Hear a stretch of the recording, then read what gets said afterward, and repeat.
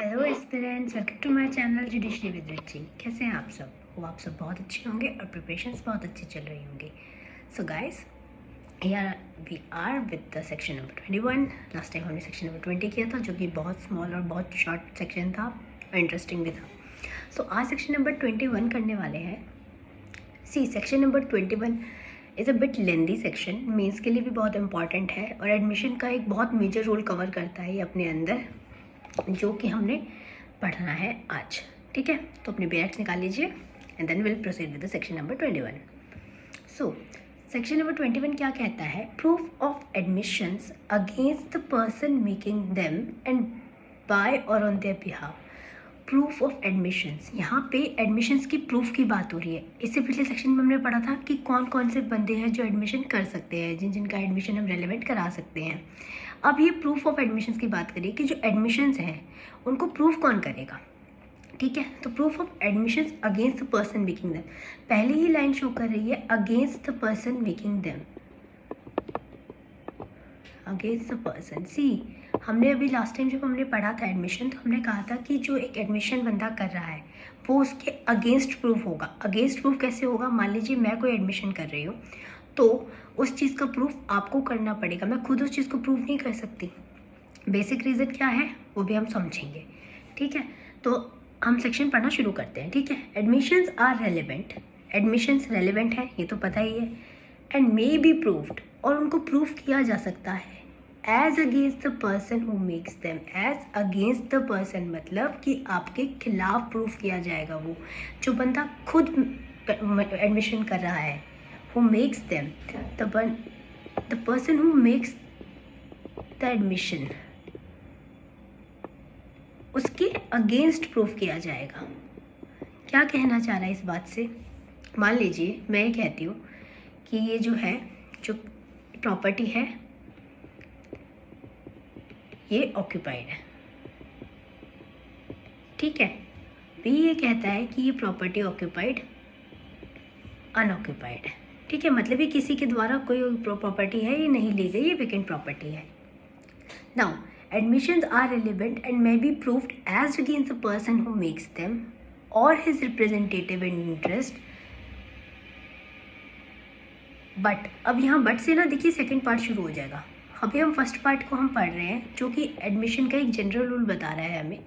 General rule कह रहा है कि कोई भी बंदा अगर एडमिशन कर रहा है तो वो एडमिशन उसके खिलाफ प्रूफ किया जा सकता है, पर वो खुद उस चीज़ को प्रूव नहीं कर सकता। क्यों? क्योंकि देखिए सेल्फ सर्विंग स्टेटमेंट्स हो जाएंगी, ये सेल्फ सर्विंग स्टेटमेंट ही तो हो जाएंगी। अगर हर बंदा अपने अकॉर्डिंग एडमिशन करने लगा, अपने अपनी डिक्लेरेशंस देने लगा, अपनी जो भी बात वो कह रहा है उसको उस तरीके से प्रूव करने लगा, तो फिर मतलब मोटिव, उसका पर्पज़ ही क्या रह जाएगा? सेक्शन का पर्पज़ ही क्या रह जाएगा एडमिशन का? हर कोई इस तरीके से करने लग जाएगा कि भाई मैं ये चीज़ एडमिट करता हूँ, मैं इस चीज़ को अपने अकॉर्डिंग प्रूव कर देता हूँ, तो सिस्टम ही डामाडोल हो जाएगा ना सारा। तो वही चीज़ ये कहना चाह रहे हैं कि एडमिशन्स जो हैं, जो एक बंदा एडमिशन कर रहा है उसके अगेंस्ट कोई दूसरा उस चीज़ को प्रूव कर सकता है। इसके लिए अगर हम पढ़ेंगे तो इसके लिए इलस्ट्रेशन नंबर 1 है आपकी, वो इसी बेसिस पे दी गई है, जो जनरल रूल को डिफाइन कर रही है आपके कि admission are relevant, first point. Second point, may be proved as against the person, उस बंदे के खिलाफ उस चीज़ को प्रूव किया जा सकता है। ये जनरल रूल है कि आपको ऐसे ही करना पड़ेगा। ठीक है, रीज़न मैंने आपको बता दिया कि हर कोई ऐसे करने लगा तो फिर तो ये हो लिया काम। तो जो बंदा खुद एक एडमिशन कर रहा है, उस चीज़ के एडमिशन को प्रूव करने के लिए वो सामने वाले बंदे के थ्रू अपना एडमिशन प्रूव कराएगा, ना कि वो खुद ब खुद अपना एडमिशन प्रूव कर सकता है। जैसे कि मान लीजिए मैं कहती हूँ कि भाई मैंने उस बंदे से 10,000 रुपये लिए। ठीक है, प्रॉपर्टी वाला एग्जाम्पल था। अब इसमें एक और एग्जाम्पल हम ऐड कर सकते हैं कि मैं कहती हूँ कि हाँ भाई मैंने 10,000 रुपीज़ बोरो किए। ठीक है, बी कहता है नहीं लिए। ये एक एडमिशन था ना, जैसे हमने पहले पढ़ा था कि जो हमने सेक्शन नंबर 19, आपको याद होगा सेक्शन नंबर 19 में हमने एक इलस्ट्रेशन देखी थी जिसमें सी कह रहा था कि हाँ भाई मैंने इसका रेंट ड्यू है। वो स्टेटमेंट कैसी थी? वो उसके अगेंस्ट थी। ठीक है, एक ही स्टेटमेंट आई थी। अब हम उसी स्टेटमेंट को एक इलस्ट्रेशन के थ्रू जो इसमें दे रखी है उसके थ्रू समझने की कोशिश करते हैं कि जनरल रूल जो है वो हमें क्या बताना चाह रहा है। सी प्लीज़ इलस्ट्रेशन नंबर 1 देख लीजिए आप सब नीचे। हाँ, यहाँ पे a question between A and B, question between A and B, illustration है ये 1, whether a certain deed is or is not forged. तो क्या कहना चाह रहे हैं कि या ये जी डेट जो इन उनके बीच में ये डेट जेन्युइन है या ये फॉर्ज्ड है। दो ही बातें हो रही है, यही क्वेश्चन इन इशू है। इसमें क्या हो रहा है, A affirms that the deed it is genuine. A affirm करता है कि जो डीड है ये जेन्युइन है, and B that it is forged, और बी कहता है कि ये फॉर्ज्ड है। ठीक है ना भाई, अगर मैं एडमिशन कर रही हूँ, मैं ये कह रही हूँ कि ये जो डेट बनाई है, ये जो बेरेक्ट है आपका, ये जेन्युइन है, आप कहते हो कि ये फॉर्ज्ड है। तो अगर मैं इस चीज़ को कह रही हूँ कि वो जेन्युइन है, तो वो चीज़ मैं खुद ब खुद प्रूव नहीं करूँगी। क्यों? वो चीज़ मैं आपके थ्रू प्रूव करवा सकती हूँ। इसी तरीके से अगर आप कह रहे हैं कि डीड जो है, ये जो एक्ट है, ये फॉर्ज्ड है, तो इस चीज़ को आप खुद प्रूव नहीं कर सकते हैं कि ये फॉर्ज्ड है। ये चीज़ आप मेरे थ्रू प्रूव करा सकते हैं कि हाँ भाई ये डिश फॉर्ज्ड है। यही कंसेप्ट है एडमिशन का सेक्शन नंबर 21 में, कि जनरल रूल हमें यही बता रहा है कि आप जो अपनी स्टेटमेंट दे रहे हैं, जो अपनी सेल्फ सर्विंग स्टेटमेंट्स दे रहे हैं, वो आप ऐसे प्रूव नहीं कर सकते खुद ब खुद, उसको आपको प्रूव कराना पड़ेगा तो समबडी एल्स। ठीक है, now the point is look at the facts given to us here. A may prove the statement by B. A may prove the statement by B that the deed is genuine. The point here, the line here is कि A prove करा सकता है statement अपनी B के through कि हाँ deed genuine है। हमने यही बोला ना कि A तो खुद ब खुद तो प्रूव कर ही नहीं सकता, A B के थ्रू प्रूव करा सकता है, B A के थ्रू प्रूव करा सकता है। B A प्रूव करा सकता है, B may prove a statement by A that the deed is forged, but A cannot prove a statement by himself that the deed is genuine, nor can B prove his statement by himself that the deed is forged. This is the main concept of the general rule provided under section number 21, कि जो अब एक बंदा statement दे रहा है अपनी, वो अपने फेवर की स्टेटमेंट दे रहा है। यहाँ पे हम लोग जो बात कर रहे हैं ना स्टेटमेंट्स की, ये उन्हीं स्टेटमेंट्स की बात कर रहे हैं जो एडमिशन कर रहे हैं बंदे, और उनके बिहाफ पे वो एडमिशन किया जा रहा है उनके बारे में। ठीक है, बेसिकली सेल्फ सर्विंग स्टेटमेंट्स ही हैं भाई। अगर मैं कह रही हूँ कि ये डेट जेन्युइन है, मैं ये कह रही हूँ कि हाँ भाई मैंने कोई एडमिशन किया जी, देखिए वही वाली बात है, अगर आप अपने अगेंस्ट कोई एडमिशन कर रहे हैं तो वो तो नेचुरली हम सोचेंगे कि भाई आप अगर अपने अगेंस्ट वो कर रहे हैं तो वो आपने सही बोला होगा। हमने अभी पढ़ा था लास्ट टाइम जब हमने कहा था कि admission as to the matter of evidence as to the truth, कि भाई अगर आप ऐसी कोई स्टेटमेंट दे रहे हैं जिसमें आप अपने अगेंस्ट कुछ बोल रहे हैं, तो वो मान लिया जाएगा कि जनरली वो ट्रू होगा। क्यों? क्योंकि वो आपके अगेंस्ट जा रही है, आपके ऊपर एक लायबिलिटी क्रिएट हो रही है, आप उस चीज़ को जो कह रहे हैं वो आपके फेवर में नहीं है ना। कौन बंदा कहता है कि भाई मैंने चोरी किया? कोई चोर खुद कहेगा कि मैंने चोरी किया है? वो तो मना ही करेगा ना। तो वही एक कंसेप्ट है। और यहाँ जो हम बात करें सेक्शन नंबर 21 में, यहाँ हम बात करें सेल्फ सर्विंग स्टेटमेंट्स की, कि मतलब जो स्टेटमेंट आप दे रहे हैं वो आपके फेवर की है। सेल्फ सर्विंग स्टेटमेंट्स की बात हो रही है यहाँ पे। ये उन्हीं स्टेटमेंट्स की बात कर रहा है कि अगर आप सेल्फ सर्विंग स्टेटमेंट्स देते हैं तो क्या वो भी आप एडमिशन मानेंगे? क्या आप उनको भी रेलेवेंट करा सकते हैं? क्या आप उनको भी प्रूफ कर सकते हैं?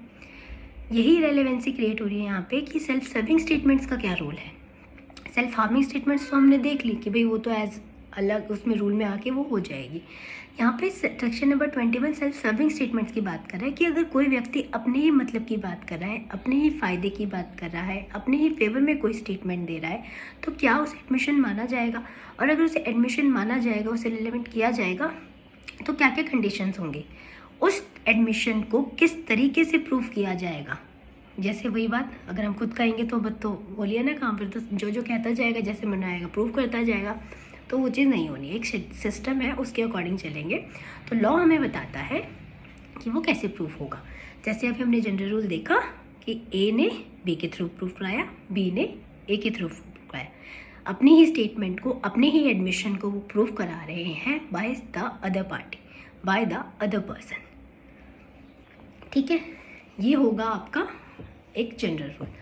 नाउ जनरल रूल हमने समझ लिया कि किस तरीके से ए ने जो कहा डीड जेन्युइन है और बी से उसने प्रूव कराया, बी ने कहा कि डीड फॉर्ज्ड है, तो इस चीज़ को उसने ए के थ्रू प्रूव कराया कि हाँ भाई ये फॉर्ज्ड है। ठीक है,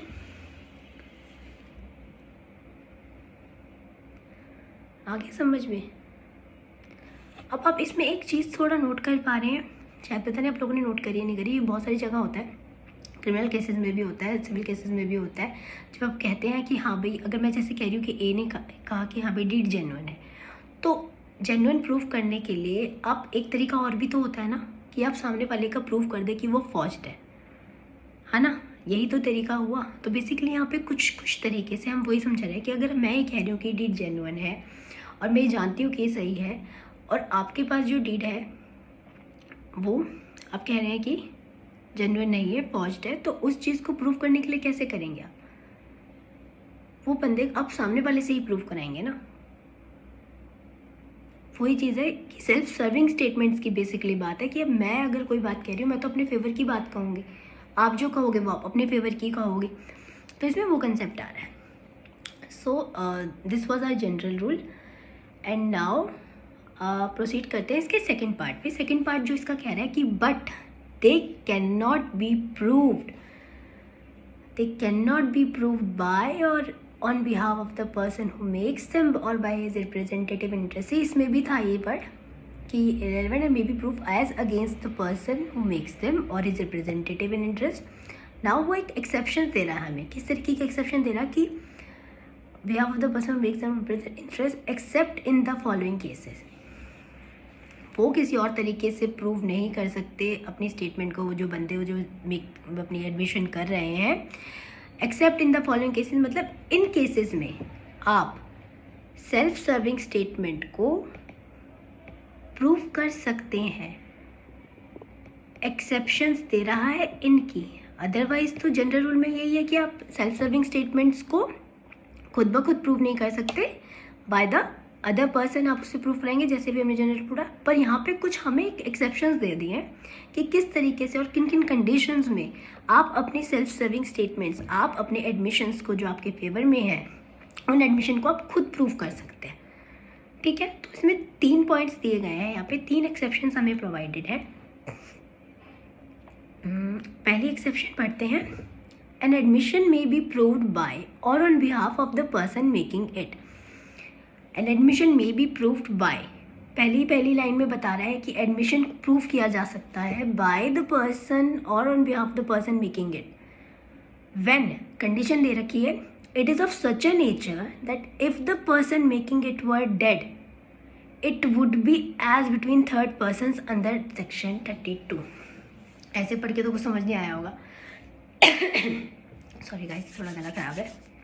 सो ये कहना चाह रहा है कि आप एक एडमिशन को किसी भी बंदे के द्वारा जो एडमिशन किया गया है by any person who makes it, वो उसे प्रूव कर सकता है अगर वो जो उसने एडमिशन किया है वो इस तरीके का एडमिशन है कि that when it is of such A nature that if the person making it, अगर वो बंदे ने जिसने ये एडमिशन किया है इट वर डेड। पहला ही एक्सेप्शन कर रहा है हमें अंडर सेक्शन 32 फॉल करेगा। हमने अभी डाइंग डिक्लेरेशन पढ़ा नहीं है, हम पढ़ेंगे, इसमें डाइंग डिक्लेरेशन की बात आती है। ठीक है ना, मतलब basically when the person is dead, ये तो 32 सबसेक्शन 1 में आ जाएगा आपका। यहाँ हम सेक्शन 32 में बात करते हैं जब एक बंदा मर चुका है, उसके बाद जो उसने स्टेटमेंट्स दी हैं, चाहे वो सेल्फ सर्विंग है चाहे वो सेल्फ हार्मिंग है, ठीक है, वो स्टेटमेंट मानी जाएंगी। जनरली इसमें यही है कि सेल्फ सर्विंग स्टेटमेंट भी, अगर वो एक बंदा मर गया है और उसने कोई ऐसी चीज़ लिखी हुई है या उसने ऐसी कोई चीज़ पहले बोली थी जो एडमिशन का काम कर रही थी, जो एडमिशन थी, उस एडमिशन को प्रूफ करने के लिए अगर वो बंदा उस वक्त मर गया है तो वो जो स्टेटमेंट उसके थ्रू दी गई है वो एज एन एडमिशन रेलेवेंट हो जाएगी। क्लियर, इसको भी हम अच्छे से समझेंगे। अभी फ़िलहाल आप इसको ऊपर से समझ लीजिए तीनों सेक्शंस को, फिर हम इनको कंबाइंड एक बार फिर पढ़ेंगे इलस्ट्रेशंस के साथ, तो ये बिल्कुल क्लियर हो जाएंगे। So first one is an admission may be proved by or on behalf of the person making it when it is of such a nature that if the person making it were dead, अगर ये उन बंदों के द्वारा दी गई है statement जो कि बंदा मर चुका है, then it would be relevant. तब वो थर्ड पर्सन, तब उसके रिप्रेजेंटेटिव इन इंटरेस्ट, जो बंदा मर गया वो खुद तो आ नहीं सकता ना, पर उसके थ्रू कोई वर्ड किसी को कहे गए हैं, कोई ऐसा डॉक्यूमेंट है जो उसके पास है, कोई ऐसी राइटिंग है जो उसने दे रखी है जिसमें उसने कुछ लिखा हुआ है, कोई स्टेटमेंट, उन स्टेटमेंट्स को हम एज एन एडमिशन रिलेवेंट कर लेंगे, एज एन एडमिशन रिलेवेंट करा सकते हैं अंडर सेक्शन 32। ये बात कह रहा है आपका सेक्शन नंबर 21 का एक्सेप्शन 1। ठीक है, नाउ इसके ऊपर एक हमारे पास इलस्ट्रेशन है, उसे निकाल लीजिए प्लीज़। बी इलस्ट्रेशन देखिए। हाँ, बी इलस्ट्रेशन जो है आपकी इसके ऊपर है कि पर्सन जो है, इसमें जो क्या हमने पढ़ा है अभी, एडमिशन कौन सी हो जाएगा, कौन सी स्टेटमेंट एडमिशन हो जाएगी, इफ़ कोई बंदे ने बात कही है एंड ही इज़ डेड। तो अब उसने जो स्टेटमेंट दी है वो किस तरीके से आप प्रूव कर सकते हैं उन एडमिशन को, उस चीज़ को हम इलस्ट्रेशन के थ्रू समझने की कोशिश करते हैं। ठीक है, तो चलिए इलस्ट्रेशन नंबर बी निकाल लीजिए। इलस्ट्रेशन नंबर बी देखिए क्या कहती है, A the captain of a ship is tried for casting her away. अब इलस्ट्रेशन बी हमें कह रही है कि एक है ना शिप है, और जो कैप्टन है शिप का, उस पर एक आरोप लगा है स्ट्राइड कि उसने जो है ना शिप चुरा लिया, या उसने डिस्ट्रॉय कर दिया उसको, या उसने शिप को चुरा लिया, मतलब उसको मिल नहीं रहा ship, basically ship is lost. ठीक है, तो किस तरीके से लॉस्ट है, या किस तरीके से वो गुम हो गया, या किस तरीके से वैनिश हो गया है, जो चुरा लिया है, इस तरीके का सर्कमस्टेंस, अब शिप अवेलेबल नहीं है। Now evidence is given to show that the ship was taken out of a proper course. अब एविडेंस इस चीज़ के दिए जा रहे हैं ये दिखाने के लिए कि जो शिप है वो taken out of a proper course, मतलब जिस तरीके से डेली उसका प्रोसेस होता है, जिस तरीके से वो जहाँ जहाँ पहले निकल के जाते, कोर्स है उसका जाने का, उसी तरीके से शिप गई है। इस तरीके के एविडेंस दिए जा रहे हैं। ए प्रोड्यूसेस, ए वही है कैप्टन ऑफ द शिप है। ठीक है, A is a captain of the ship. उसके ऊपर ही आरोप लगे कि भाई तूने तो घुमा दी शिप, तूने तो कहीं कर दी। Now A produces a book kept by him. A produces a book kept by him in his ordinary course of business. Ordinary course of business का हमने एक सेक्शन और भी पढ़ा था, कौन सा था, कि आप जहाँ पे ऑर्डिनरी कोर्स ऑफ बिजनेस में अपनी बुक्स मेंटेन करते हैं, 16 सेक्शन नंबर 16 में पढ़ा था ना हमने। उसी तरीके से अब हम यहाँ बता रहे हैं कि एक बंदा है, वो डेली अपने जो उसका काम है, जो डेली कोर्स ऑफ बिजनेस है उसका, उस चीज़ को कर रहा है। उसे एक बुक लिख रखी है कि हाँ भाई इतने बजे जाती है, इतने बजे यहाँ पहुँचती है, इस कोर्स पे जाती है, यहाँ रुकती है, इस तरीके एक पैटर्न है। तो वो जो कैप्टन ऑफ द शिप है उसने अपनी एक डायरी मेंटेन कर रखी है, उसने एक बुक मेंटेन कर रखी है, उसमें उसने अपनी सारी चीज़ें लिख रखी है। शोइंग ऑब्जर्वेशंस, ऑब्जर्वेशन मतलब वही जो उसने देखा उस चीज़ को लिखा। Alleged to have been taken by him from day to day, वो डे टू डे अपना ये काम करता है कि हाँ भाई इसने यहाँ किया, ये जो कोर्स है बिजनेस का, उस चीज़ के बारे में वो सारा रिकॉर्ड रखता है। And indicating that the ship was not taken out of a proper course, और ये इंडिकेट करना कि शिप जो है वो अपने प्रॉपर कोर्स से अलग नहीं गई थी, वो जिस तरीके से डेली उसका जाना है उसी तरीके से गई थी। अब इस चीज़ को कहने के लिए वो क्या प्रूफ करना चाह रहा है, वो ये कहना चाह रहा है कि हाँ भाई, अब यहाँ पे देखिए दो ही पार्टी आई है अभी, एक कैप्टन ऑफ द शिप है जिस पे एलिगेशन लगे हैं, ठीक है, और दूसरा बंदा जो जिसकी वो शिप थी वो। Now A may prove those statements because they would be admissible between the third parties if it were dead under section 32 clause 2। क्या कहना चाह रहा है ये, कुछ समझ में आया? सी, अब कैप्टन ऑफ द शिप क्या है, कैप्टन ऑफ द शिप जो है, अब उसने कहा कि भाई ये जो taken out of due course है, मान लीजिए कि इंश्योरेंस कंपनी है, आपने इंश्योरेंस कंपनी से कहा जो शिप का ओनर है कि भाई, शिप ओनर ने कहा कि भाई मेरा जो शिप है वो इस कैप्टन की वजह से कहीं गुम हो गया है, या इसने कहीं कर दिया है, इसने चुरा लिया है, मुझे नहीं पता, आप मुझे मेरा इंश्योरेंस का पैसा दो। बेसिकली मैं इस इलस्ट्रेशन को और इलेबोरेट करके आपको बताना चाह रही हूँ कि ये क्या कहना चाह रहा है। तो शिप ओनर ने इंश्योरेंस कंपनी से बोला कि भाई मेरा पैसा दो, मुझे नहीं पता, मेरा शिप तो चला गया। इसमें इस दौरान क्या हुआ कि जो शिप का कैप्टन था, ठीक है, वो मर जाता है। अब इंश्योरेंस कंपनी क्या देखेगी कि भाई जो शिप है वो अपने उस ड्यू कोर्स में गया था, नहीं गया था, वो नेग्लिजेंस से तो नहीं हो गया, कहीं कोई ऐसी और रीजंस तो नहीं थे उसके गुम हो जाने के, उसके चले जाने के, उसके चोरी हो जाने के। इस तरीके से इंश्योरेंस कंपनी चेकआउट करेगी। तो यहाँ पे बेसिकली वो बताना चाह रहे हैं कि जो एक शिप ऑफ द कैप्टन था, वो उसके पास जो शिप का रिकॉर्ड था कि शिप कहाँ जाती है, कहाँ नहीं, कब कितने बजे कहाँ गई, वो जो चीज़ें वो बताएगा। जो उस, अब देखो शिप का कैप्टन का शिप अगर ज़िंदा होता, शिप कैप्टन अगर ज़िंदा होता तो इस सेक्शन की यहाँ पे इस एक्सेप्शन 1 को हम नहीं डाल रहे होते। यहाँ पे हम इसलिए डाल रहे हैं क्योंकि वो जो व्यक्ति है वो मर चुका है, जो वो आदमी है वो मर चुका है, जो शिप कैप्टन है ही इज़ नो मोर। इसलिए हम if it were dead it would be relevant as third person under section 32। Third person के अंदर वो रेलिवेंट कैसे होएगी कि अब जो वो नहीं है तो उसके द्वारा जो ये मेंटेन किया गया था रिकॉर्ड कि शिप कब कहाँ जाती है, वो एज एन एडमिशन मान ली जाएगी कि हाँ भाई जो उसने लिखा है उसी तरीके से वो शिप गई होगी, उसी तरीके से चीज़ें हुई होगी। तो ये एडमिशन बाय ए माना जाएगा, जो शिप कैप्टन है उसका वो एडमिशन मान लिया जाएगा, ठीक है, और उसको हम यहाँ पे रेलिवेंट कर देंगे और उसको उसी तरीके से प्रूव किया जाएगा बाय हिज बुक्स। एडमिशन ही तो काम करेगी बाय हिज बुक्स है, उसने अपनी बुक्स में लिखा है तो बुक्स में जो है उसे एडमिशन का काम कर लेगी और ये समझ लिया जाएगा कि हाँ भाई ये जो व्यक्ति है ये मर चुका है और इसने जो अपने जो स्टेटमेंट्स लिखी हैं वो एडमिशन के तौर पे प्रूफ की जा सकती हैं। ये हो गई। अब उसमें वो सेल्फ सर्विंग स्टेटमेंट भी लिखेगा कि हाँ भाई ऐसे हो गई, तो क्या पता हुआ हो ना हुआ हो, वो इज़ डजेंट मैटर। पर जब वो डायरी बना रहा है हो सकता है उसमें उससे अपने फेवर की चीज़ भी लिखती हो, पर वो मर चुका है तो इसलिए वो सेल्फ सर्विंग स्टेटमेंट हम रेलिवेंट कर रहे हैं अंडर सेक्शन 20 नंबर 1 एक्सेप्शन 1, ठीक है। ये एक्सेप्शन नंबर 1 में फॉल करेगा। आगे समझ देखिए, प्लीज़ ना आए तो आप प्लीज़ मुझसे दोबारा पूछ लीजिएगा, आप मुझे कमेंट कर दीजिएगा, I will make another video of it. But please ये बहुत इंपॉर्टेंट है, मेंस के लिए भी एडमिशन का बहुत इंपॉर्टेंट कंसेप्ट है, प्लीज़ इसे थोड़ा ध्यान से समझिएगा। Now let's move to exception number 2, ठीक है। अब हम करने वाले हैं exception number 2। Please exception number 2 देखिए।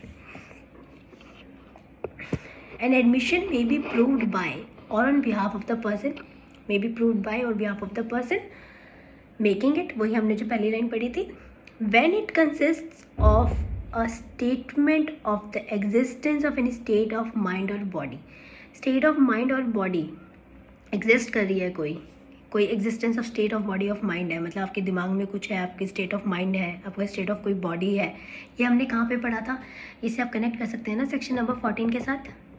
Existence of any state of mind और बॉडीली फीलिंग वाला सेक्शन जो था हमारा, ये वहाँ से कनेक्ट हो रहा है। नाउ एन एडमिशन में be prove by person making when it consist of, मतलब जो वो स्टेटमेंट जो वो एडमिशन कर रहा है ना, वो एडमिशन कंसिस्ट कर रहा है, किस चीज़ को कंसिस्ट कर रहा है, एनी स्टेट ऑफ माइंड और बॉडी।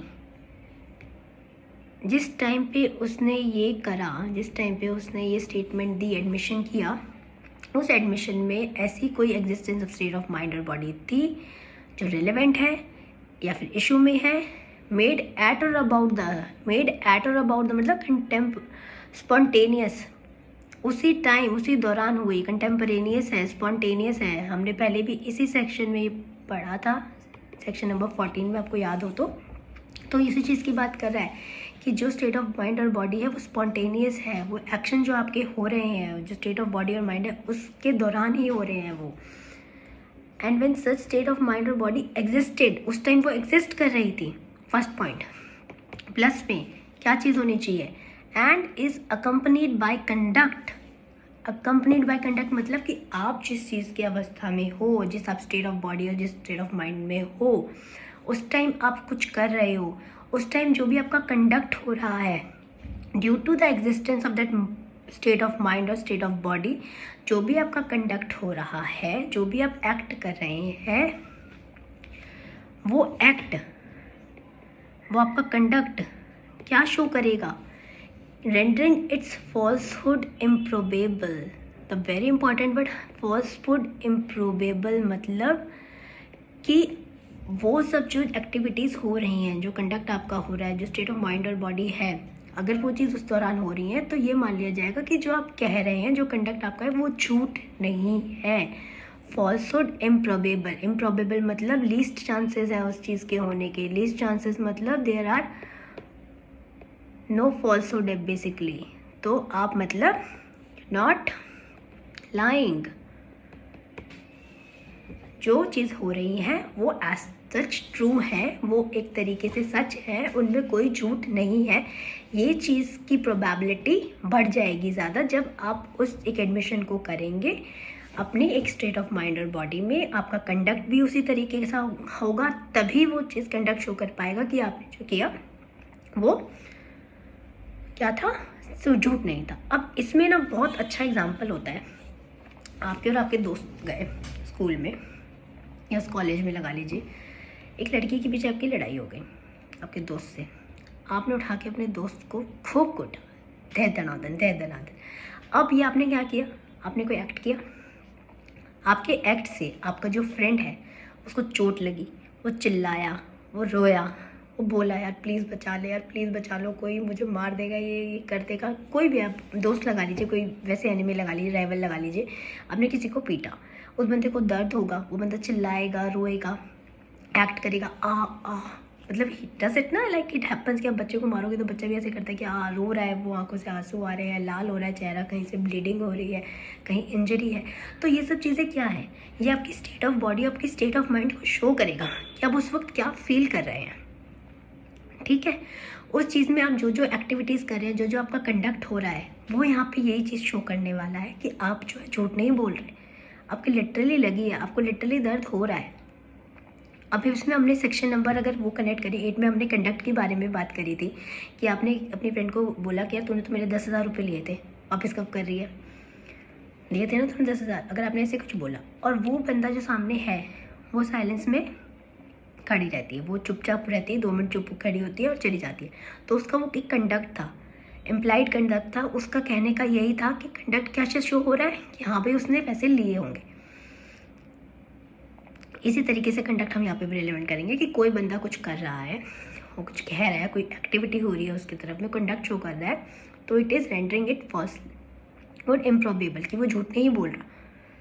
ठीक है, यहाँ ये एक्सेप्शन है। अब यहाँ पे वो जो बंदे अपने कह रहे हैं, वो भी सेल्फ सर्विंग स्टेटमेंट की ही बात हो रही है कि यहाँ पे जो सेल्फ सर्विंग स्टेटमेंट की बात हो रही है कि यहाँ पे कभी इस बंदे ने मुझे मारा, इसने मेरे को कूटा, इसने मेरे खून निकाल दिया।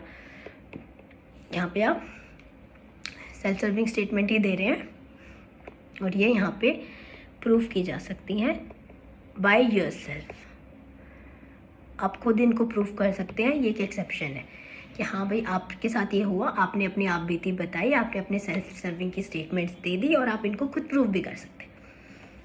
ये आपके एक्सेप्शन नंबर 2 है। अब एक्सेप्शन नंबर 2 में हम इलस्ट्रेशन नंबर D करेंगे। ठीक है, और इसमें देखिए एक C इलस्ट्रेशन भी है, अभी हम वो भी करते हैं। वो 1 के ऊपर बेस्ड है, एक्सेप्शन 1 के ऊपर बेस्ड है। ठीक है, नाउ एक बार डी देखिए, इलस्ट्रेशन नंबर D देखिए please everybody. A is accused of receiving stolen goods knowing them to be stolen. A के ऊपर एक आरोप लगा है कि भाई जो तूने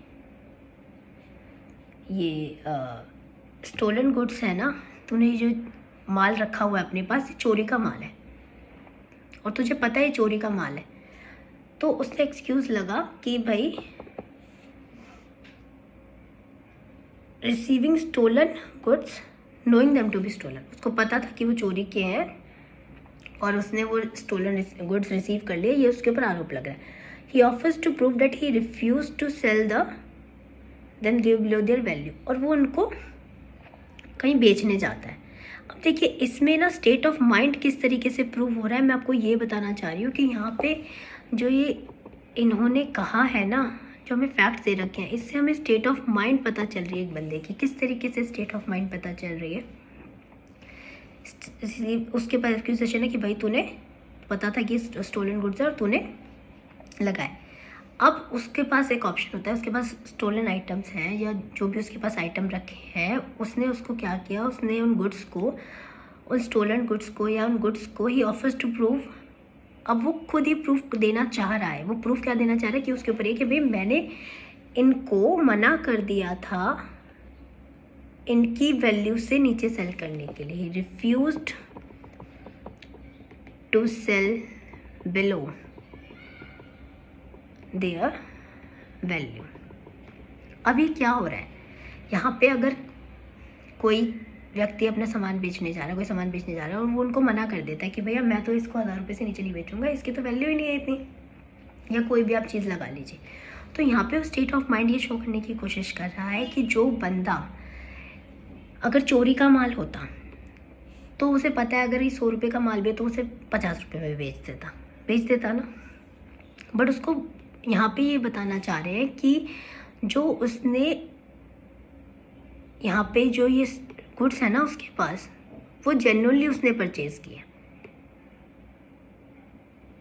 उसने उनको चोरी नहीं किया, उसके ये खुद के परचेज किए गए हैं और इसलिए वो उनको किसी और प्राइस पे बेचने के लिए मना कर रहा है जो कि उनकी वैल्यू है, उससे नीचे वो उनको नहीं बेचना चाहता।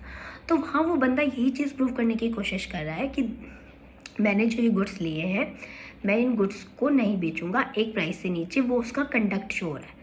स्टेट ऑफ माइंड क्या है कि हाँ भाई अगर मैंने इसको इससे नीचे बेचा तो मुझे नुकसान हो जाएगा और ये मैंने इतने में ख़रीदा है, मैंने 100 रुपये में ख़रीदा है, मैं इसको 80 रुपये में नहीं बेचूंगा, मैं इसे 110 में बेच सकता हूँ, मैं इसे 120 में बेच सकता हूँ, इसे 100 रुपये तक बेच सकता हूँ, पर उससे नीचे नहीं बेचूंगा। तो यहाँ उसका स्टेट ऑफ माइंड वो है। और यहाँ उसका कंडक्ट क्या है कि उसने ये कहा कि भाई जब इन्होंने मुझे बोला बेचने के लिए मैंने तो साफ साफ मना कर दिया, मैं तो बेचना ही नहीं चाहता इनको। तो ए में प्रूव दीज स्टेटमेंट्स दो दे आर एडमिशंस हैं, वो उन चीज़ों को प्रूव कर सकता है because they are explanatory of conduct influenced by the fact and issue. आई समझ में, एक्सप्लेनेटरी ऑफ द कंडक्ट, उसका कंडक्ट क्या था, यही तो उसका कंडक्ट है कि उसने खुद मना कर दिया कि भाई मैं इसके नीचे नहीं बेचूंगा। तो वो अपने स्टेटमेंट को प्रूव कर सकता है कि जी मैंने तो नहीं बेचा इनको, मेरे लिए तो ये जेन्युइन प्रोडक्ट्स हैं, या मैं तो इनको इनकी इस प्राइस से नीचे बेचूंगा ही नहीं, मेरे पास तो वो गुड्स है ही नहीं। तो वो इस तरीके से अपनी सेल्फ सर्विंग स्टेटमेंट्स को भी प्रूव कर सकते हैं इन एक्सेप्शन नंबर 2। सो इलस्ट्रेशन डी भी हमारी होगी, आई थिंक आपको समझ में आ गई होगी। इसी तरीके से इलस्ट्रेशन देखिए, इलस्ट्रेशन भी ये कह रही है A is accused of fraudulently having in possession counterfeit coin knowing to be to counterfeit. ना उसको लगता है कि यार ये काउंटरफिट कॉइन है, उसने जाके सोचा कि यार एक बार चेक करा लेता हूँ, क्या पता ये धोखाधड़ी हो, किसी ने कहा है तो। He offers to prove that he asked a skillful person to examine the coin as he doubted when it was counterfeit or not, and now that person did examine it and told him it was genuine. आ रही समझ में? मतलब ये कि उसने किसी बंदे से चेक कराए, उसे लगा भाई, उसके ऊपर ये कहा कि तेरे पास एक फ्रॉडुलेंटली तूने जो है ना, तेरे पास काउंटरफिट का पोजेशन है। अब वो कहता है कि जी मेरे पास कहाँ से पोजेशन होगा, मैंने तो चेक कराए हैं ये कॉइन, ये तो जेन्युइन है, ये तो है ही नहीं काउंटरफिट, इनमें ये तो फेक है ही नहीं, ये तो नकली है ही नहीं, ये तो असली कॉइन है। ठीक है, तो वो अब जैसे उस बंदे से एडमिट किया इस चीज़ को कि भी जेन्युइन है, उसने कहा कि भी मैंने किसी स्किलफुल बंदे से उसको चेक कराया है, तो वो उसके फेवर में स्टेटमेंट है, वो उसके फेवर की एडमिशन है, और वो चाहे तो इसको खुद ब खुद प्रूव कर सकता है। ठीक है, एक्सेप्शन नंबर 2 क्लियर है, सो इजी। धीरे धीरे चलेंगे, सब चीज़ें क्लियर होंगी, आगे जाके भी सब चीज़ें कनेक्ट होती रहेंगी, डोंट वरी। ठीक है, हमारी सी इलस्ट्रेशन रह गई थी ना, बस सी और देख लीजिए। A is accused of crime committed by him at Calcutta. अब क्या है, कलकत्ता पे क्राइम कमिट हुआ, ए ने कमिट किया। He produces a letter written by himself dated on that day. अब इसने मान लीजिए 1 जनवरी को किया है, तो इसने क्या किया, बेरिंग इसने एक लेटर दिखाया जिस पे एक पोस्ट मार्क भी था लेटर पे कि भाई देखिए मैंने लेटर 1 जनवरी को लिखा है, पर मैं तो उस वक्त लाहौर में था, मैं तो उस वक्त कलकत्ता में था ही नहीं, तो मैंने कैसे मर्डर कर दिया होगा, ठीक है। तो वो उसको ये लेटर दिखाता है। अब यहाँ पे क्यों हम बता रहे हैं इस चीज़ को, the statement is the date of the letter is admissible, ये डेट एडमिसिबल हो जाएगी कि वो उसने लाहौर में लिखी थी स्टैम्प की वजह से, because because if A were dead, तभी कंडीशन अप्लाइड है, जब ए मर गया होगा तब क्या किया जाएगा, it would B estimated under section 32 clause 2, ठीक है। सेक्शन 32 क्लॉज 2 में ये रिलेवेंट हो जाएगी। हम उसको एज इन उसको प्रूव कर सकते हैं उसकी एडमिशन्स को अंडर सेक्शन 32। क्यों? क्योंकि ही इज़ डेड नाउ, अब वो मर चुका है, अब उसने कोई स्टेटमेंट दी है और उसके पास कोई ऐसी राइटिंग्स मिली है, कुछ उसके पास ऐसे डॉक्यूमेंट्स मिले हैं, कुछ ऐसे हमारे पास एविडेंसेस हैं, अब हम उनको प्रूव करना चाहते हैं, तो ये सब लेटर्स क्या है, ये रिलेवेंट हो जाएंगे कि भाई वो उस दिन जिस दिन उसने ये होना था उस दिन तो ये भैया लाहौर में था, इसने तो किया नहीं है। तो बेसिकली वी आर इसके जो एडमिशन्स हैं हम उनको प्रूव करने की कोशिश कर रहे हैं अंडर सेक्शन 21 एक्सेप्शन 2 कि भाई वो खुद ब खुद प्रूव कर सकता है इस चीज़ को, मतलब नाउ ही इज़ डेड, मतलब उसके रिप्रेजेंटेटिव इन इंटरेस्ट वो भी प्रूव कर सकते हैं और द पर्सन जो है और थर्ड पर्सन भी उनको यूज़ करके उनको प्रूव करा सकता है कि भैया ये बंदा तो यहाँ पे था ही नहीं, ये बंदा तो देखो लाहौर में था, आप कैसे कर रहे हो कि भैया इसने खून कर दिया, ठीक है। तो ये चीज़ हो गई। नाउ थर्ड आ रहा है आपका, ए हो गई हमारी, बी हो गई, सी हो गई, डी हो गई, ई हो गई, ठीक है। अब देखिए बेसिकली हमारे ये सारी इलस्ट्रेशंस हो चुकी हैं जो हमारे एक्सेप्शन 1 और 2 को कवर कर चुके हैं। एक्सेप्शन नंबर 3 पे चलते हैं। एक्सेप्शन नंबर 3 बात करती है उन एडमिशन्स की, सी यहाँ पे सारे एडमिशन्स ऑलरेडी है, हम यहाँ पे एडमिशन नहीं बना रहे हैं, रेलेवेंट नहीं कर रहे, हम एडमिशन्स को प्रूव करने की बात करें कि एडमिशन्स कब प्रूव हो सकते हैं। तो हम यहाँ पे यही कह रहे हैं कि एडमिशन में B proved by or on behalf of the person making it, बंदा बना रहा है, अपनी एडमिशन कर रहा है, उनके बिहाफ पे वो खुद प्रूव कर सकते हैं। If it is relevant otherwise, वो ऑलरेडी रेलेवेंट है किसी और सेक्शन में, then as an admission, admission के तौर पे वो रिलेवेंट नहीं है। यहाँ पे हम एडमिशन को प्रूव करना चाह रहे हैं जो एडमिशन की तरह रेलेवेंट नहीं है बल्कि किसी और तरीके से रेलेवेंट है। अब कुछ समझ नहीं आया, थोड़ा कंफ्यूजिंग लग रहा है ना। अब देखिए इसे हम कनेक्ट करते हैं सेक्शन नंबर 8 के साथ, 6 के साथ। हमने भी पढ़ा कि स्टेट ऑफ माइंड और बॉडी जो है, अभी हमने सेक्शन नंबर 6 में पढ़ा है, आपने रेस्ट जैसे आप पढ़ते हैं कि भाई part of the same transaction है, आपको किसी ने मारा, उसका आपके थप्पड़ पड़ रहे हैं, आप चिल्ला रहे हो, रो रहे हो, आसपास के लोग देख रहे हैं, आप उनसे बातें कर रहे हो कि प्लीज़ मुझे बचा लो, मुझे बचा लो, ये सब क्या है, ये आपके part of the same transaction है ना। वहाँ पे भी तो आप एक तरीके से एडमिशन ही कर रहे हैं ना, वहाँ पे भी तो एडमिशन ही हो रहा है एक तरीके से। एडमिशन एज इन मतलब वो आप एक स्टेटमेंट दे रहे हैं, पर वो स्टेटमेंट जो है वो एडमिशन है, बट आप उनका एडमिशन ऐसे नहीं कर रहे हैं, you are making it relevant otherwise, it is relevant in otherwise, as an admission relevant नहीं है, किसी और तरीके से रेलेवेंट हो रही है। ये कैसे हो रही है, सेक्शन 6 में आप देख लीजिए, part of the same transaction बन रही है, जिस दौरान जो हुआ उसने उस तरीके से रिएक्ट किया। सेक्शन नंबर 8 में देख लीजिए, सेक्शन नंबर 8 में हमने कंडक्ट की बात करी है, उसमें आप देख लीजिए, सेक्शन नंबर 14 में देख लीजिए, स्टेट ऑफ माइंड और बॉडी हो गई। इस तरीके से आप किसी और सेक्शन में, सेक्शन नंबर 11 में देख लीजिए कि भाई वो बंदा वहाँ प्रेजेंट नहीं था, कहीं और प्रेजेंट था, जिस टाइम पे चीज़ हुई प्ली ऑफ एलिबाई लगा देगा। तो यहाँ पे बेसिकली जो एडमिशन्स की बात हो रही है उनको प्रूव किया जा सकता है if it is relevant. Relevant है, किस तरीके से रेलेवेंट कराई आपने, सेक्शन 6 में रेलेवेंट करा दी, सेक्शन 8 में रेलेवेंट करा दी, सेक्शन नंबर 14 में रेलेवेंट करा दी, 11 में रेलेवेंट करा दी। तो if it is relevant otherwise relevant है, क्योंकि ये इनमें तो हम एडमिशन की बात नहीं कर रहे थे ना, सब में रेस्ट जस्ट सेक्शन 8 में कंडक्ट के थ्रू रेलेवेंट कराया, ये सब हम रेलेवेंसी तो क्रिएट कर रहे हैं। तो यहाँ पे जो ये हमारा एडमिशन है जो हम यहाँ पे कर रहे हैं वो एज एन एडमिशन रेलेवेंट नहीं है, but it is relevant otherwise, अलग तरीके से रेलेवेंट है, किसी इस सेक्शन में ही कनेक्ट होगा कि भैया इस सेक्शन में आप अपनी सेल्फ सर्विंग स्टेटमेंट को प्रूव करा सकते हैं, एडमिशन के तौर पर ना सही, पर अगर आप किसी और सेक्शन की हेल्प लेके उसे वहाँ रेलेवेंट कर देते हैं तो हम उसको एडमिशन के तौर पे प्रूफ मान लेंगे, हम उनको प्रूफ कर सकते हैं एज एन एडमिशन। ठीक है, आ गई समझ में? सिंपल सा फंडा है। पहला जनरल रूल हमने पढ़ा कि भाई जो एडमिशन्स हैं वो अपना बंदा खुद नहीं प्रूफ करेगा, एज अगेंस्ट अदर पर्सन करेगा। क्यों? क्योंकि वो सेल्फ सर्विंग स्टेटमेंट है तो अगेंस्ट अदर पर्सन प्रूफ कराई जाएंगी। जनरल रूल था, उसके एक्सेप्शन थे 3 की सेल्फ सर्विंग स्टेटमेंट्स भी किस किस केसेस में आप प्रूफ कर सकते हैं अपने आप, खुद ब खुद आप प्रूफ कर सकते हैं।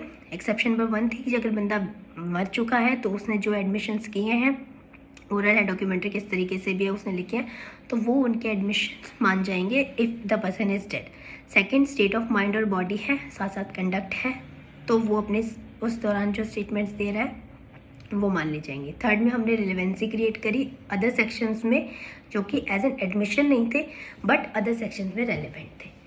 ठीक है, so this is about section number 21। I hope आप लोगों को समझ में आया होगा।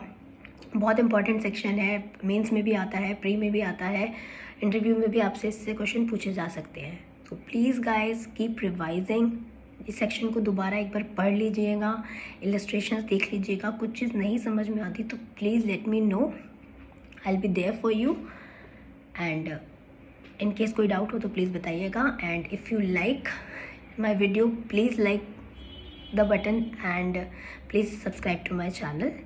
और आप मुझे इंस्टाग्राम पे भी फॉलो कर सकते हैं रुचि जुडिशरी के नाम से, if you want some short notes on judiciary preparation. So till then हम मिलते हैं नेक्स्ट वीडियो में। You keep revising, take care of your health, so bye bye, take care.